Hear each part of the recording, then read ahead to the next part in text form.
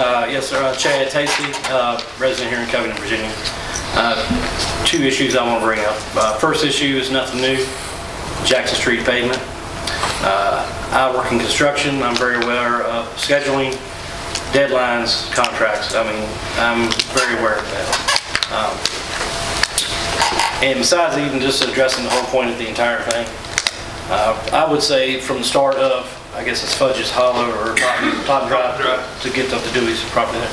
From there to just at Bird Street is a disaster. Okay, I drive a 3/4 ton pickup truck and I slow down to 5 miles per hour so I don't beat myself to death. Visitors coming into our complex, if they come that direction, if they're riding in a low vehicle, I'm confident they will destroy their vehicle, damage it in some way if they're coming through there at the speed limit. Okay, so I just think that portion there, even if you just start at the cliff to Bird, some type of temporary, something better than is there now. I think something better could have been done temporary than what's there now. I'm sure it ain't going to get done because of contracts, but as a resident, I'm disappointed. I don't know who we choose as contractors. I didn't even investigate the contractors, but I think what has been done and what is temporary is disappointing. Okay. And just to kind of clarify a couple things, there's more than one contractor was there. Yes. The gas company came in and they did their thing. Then the general contractor for the project came in and they did their thing. Right. The one thing that's going to happen, April, March, when are they going to close it? Probably till in February through the month of March. So from the end of February for 60, 90 days, it's going to be closed. Yes. And when it comes back open, it should be paved. We're getting towards pavement. That'll be part of. See, we've got the blow up the bluff and the sidewalk and then the pavement. Right. But they did. There was poor. And I do understand that it's following in order and it won't be done until then. But, well, then I'm disappointed in each contractor in how they did it. Okay, so everybody let us down. This has been brought up to the contractor by the city. Yes. It's a state project. Yes. But we have certainly expressed our concerns, and I will be talking with the state on Thursday in a conference call, and I'll bring this issue up. And I thank you for that. Yeah. But there's nothing to do about it. That's okay. The second point of order, I apologize. I do not have no literature for you. I was not supposed to be here tonight. I was supposed to be in Narrows at a ball game. I couldn't make it, so I'm here spur of the moment. As you know, the majority of Virginia voted a new governor, Ralph Northam. He is our governor now. And as of, I believe it was Friday the 4th, he put out a news feed. They can be seen at the Commonwealth of Virginia website, www.governor.virginia.gov. It shows, what he put out Friday concerning some gun control legislation coming out that he is going to support this coming year, and it's going to be coming very soon. I'll read it very quickly. Just what I have here on my phone. The Governor Ralph Northam today announced a comprehensive package of legislation that will prevent gun violence and improve the safety of Virginia citizens' communities. The package includes measures to require, he has 7 things here: universal background checks, establish extreme risk protective order, reinstate Virginia's 1 handgun a month law that went out in 2012, prohibit individuals subject to final protective orders from possessing firearms, ban assault firearms, and prevent children from accessing firearms, and require individuals to report lost or stolen firearms to law enforcement within 24 hours, which I don't know why somebody wouldn't do that anyway. Okay, without going into all that, we could sit here and debate all this, and I promise you we could leave here, and if you are sound reason, you would agree that we have an unconstitutional governor that is prepared to support unconstitutional laws. Okay, we could break all this down, and if you are sound right, we have a generation of people that are putting feelings and emotions, and feelings and emotions do not supersede Constitution of the United States. Okay, so my main issue out of all this is the extreme risk protection order. Okay, and I'll read one paragraph here. The extreme risk protective order patroned by Delegate Rip Sullivan and Senator George Barker creates a legal mechanism to temporarily separate a person from their firearms and prevent them from accessing firearms when the court finds that they pose a substantial danger to themselves or others. And then we will go down here to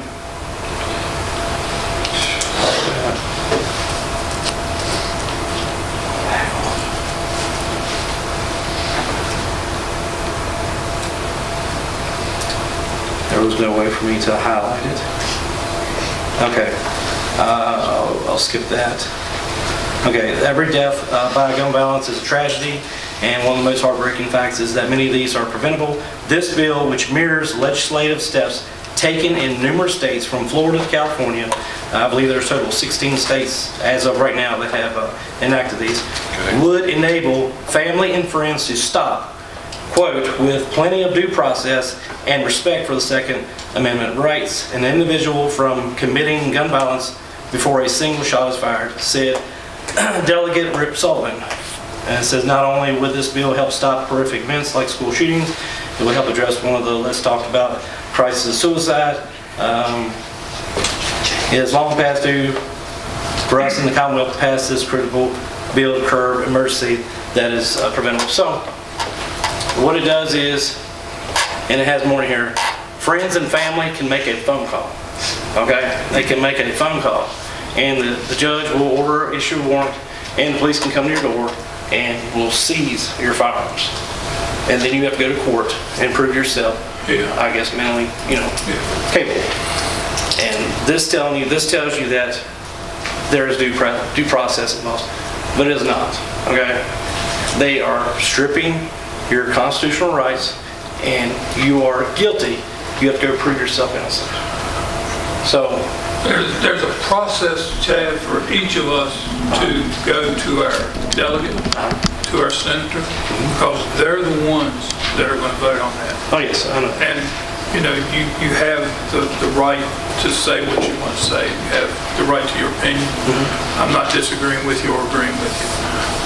But the proper procedure would be to call Delegate Austin's office. Oh, yes. And I'm sure that you will at least get to talk to his aide, because he's very good about talking. Senator Dees is the same way. Oh, yeah. You have the opportunity to talk to them, and the encouragement that I would give you and anyone else that's interested is to contact their legislator. I do this. And tell them what your concerns are. Yes, I do this. I am one voice. But my question here is that I want to know each and every one of you, do you support unconstitutional laws if they're passed from the federal government or the state? Mr. Insminger, do you support unconstitutional laws? I support the Constitution, but I believe there's times that it needs to be fine-tuned, some of the things that are allowed. I don't agree with the person having a protective order against them being able to possess firearms. I think the right answer for everybody is to say, yes, we support the Constitution, and we are against unconstitutional procedure. All right, well, my question is our city police bound by local laws? Yes. Okay. Do state laws supersede local laws? I would think so. That'd be a treatment. Yeah. If what you're talking about passes, okay, it's no different than how we have to address, and I think everyone knows the tragedy that happened with the Senator Deeds and the changes that happened with protective orders because of that legislation that got passed. Whether we agree with it or not, we're not interpreters of the law or in a position to agree. We are there to enforce it. And so if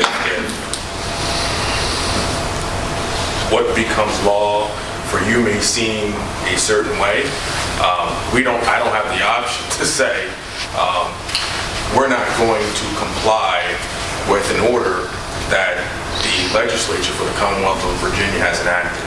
I mean, because I think what you're asking is as the police, are we going to say we disagree with this, we're not going to do certain aspects of what's presented.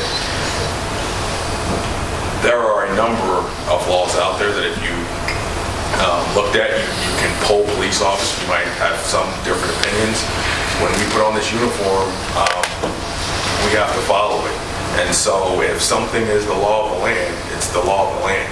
And by that, the law of Virginia is a better way to put it. So if it becomes the law of Virginia, we're obligated to go by it. So I don't have the option to say I disagree with this, I'm not going to do it. If that's what you're asking. Yeah, in the long run, before I got to you, that was the question. This is the Constitution of the United States supersedes federal law, state law, local law. And would you direct your officers to break the Constitution? I'm going to direct my officers to do what they've been doing, which is to follow the laws of the Commonwealth of Virginia and as well as the laws of the city of Covington. And that's a dangerous, that's where we're at in America now. It's a dangerous thing that unconstitutional laws are being passed, are being overwhelmingly supported by the people, by the majority. And I do understand that you and officers are put in that situation. But then again, I wonder if I was in that situation, if I was law enforcement or if I was active military, what would you do? Would you follow your orders if it was against the Constitution? It is a decision-making situation. And for those issues, that's why you have a state Supreme Court. That's why you have a federal, United States Supreme Court who looks at laws that are enacted. And if they find that those laws are in violation of the Constitution, they can strike those down. I mean, there's a number of cases for law enforcement, whether it's search and seizure issues, really those use of force issues, where they take a look at these types of things and say, this law is not applicable anymore, and they have a ruling that changes it. But for us just to arbitrarily say what we're going to do and not do, we're not in a position to do those kind of things. But I'm sure you have to be familiar with it, and I hope you are. That's fine, I won't waste your time. But I just wanted to bring it as attention. I want each and every one of you to think about it. You did. I think the community needs to think about it. I think the law enforcement needs to think about it. The state needs to think about it. I won't waste your time. But I appreciate your time. Thank you. And you did use Brad's extra. Yeah.